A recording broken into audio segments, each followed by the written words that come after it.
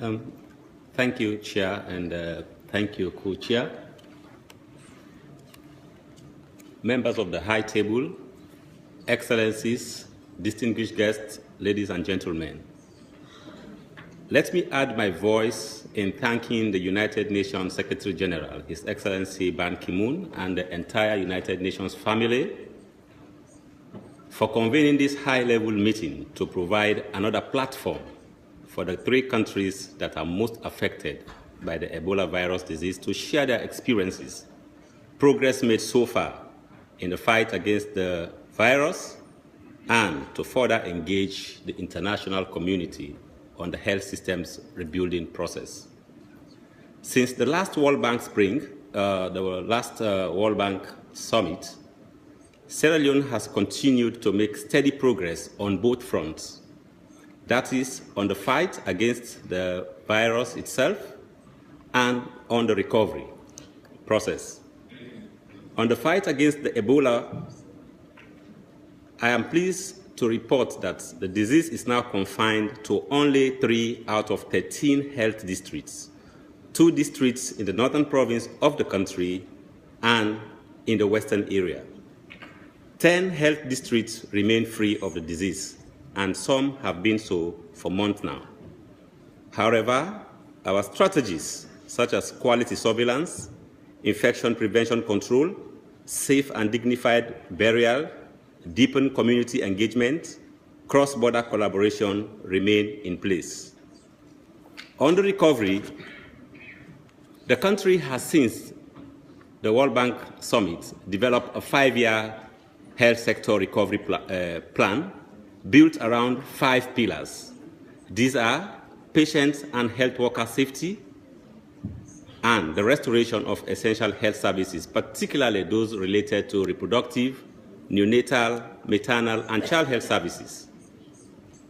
3, human resource for health, community engagement, surveillance, and information. All 5 pillars are important for the recovery, but because of the difficulty in predicting what can happen over a longer period of time, say over a 5-year period, especially in the area of funds flow, coupled with the urgent need for urgent prioritization and sequencing of priorities, we have divided the 5-year plan into A, an early recovery phase, B, a recovery phase, and C, a resilience phase. The early recovery phase is designed to last for between 6 to 9 months and is now in the stage of implementation. Its focus is on the first 2 key priority areas. That is, ensuring facilities are IPC compliant, have available water supply, as well as sanitation facilities.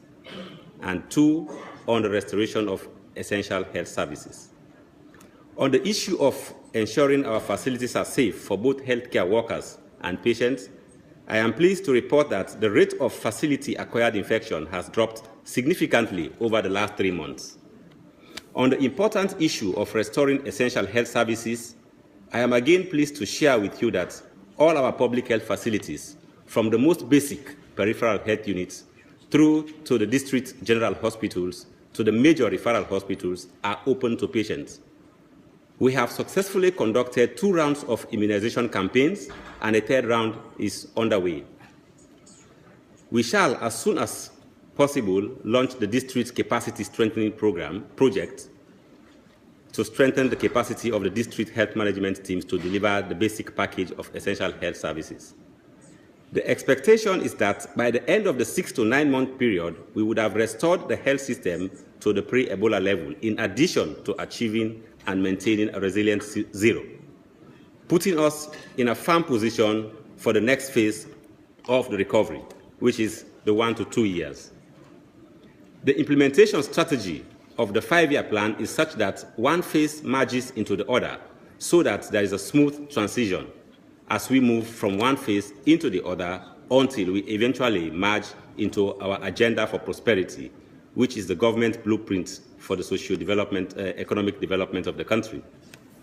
Excellencies, distinguished guests, ladies and gentlemen, I am pleased to report that All of the above developments are happening with the full and active participation of our health development partners, civil societies, national as well as international NGOs, non-governmental organizations, to whom we remain grateful. These organizations will continue to play an active role in the recovery period. Because of the strong partnership with existing partners, both donors and implementing partners, more and more new players are developing interest to support us in the rebuilding. While this is good in many ways, it also presents to us the additional task of coordinating our various activities to ensure harmonization and alignment of priorities. As a show of our commitment to the basic principles of partnership, alignment of priorities, harmonization, mutual accountability and transparency, and managing for results, we have, as recently as last week, launched the Service Level Agreement. The Service Level Agreement is meant to guide us all, donors, implementing partners, and beneficiaries alike, in our new ways of doing things, so it does not become business as usual.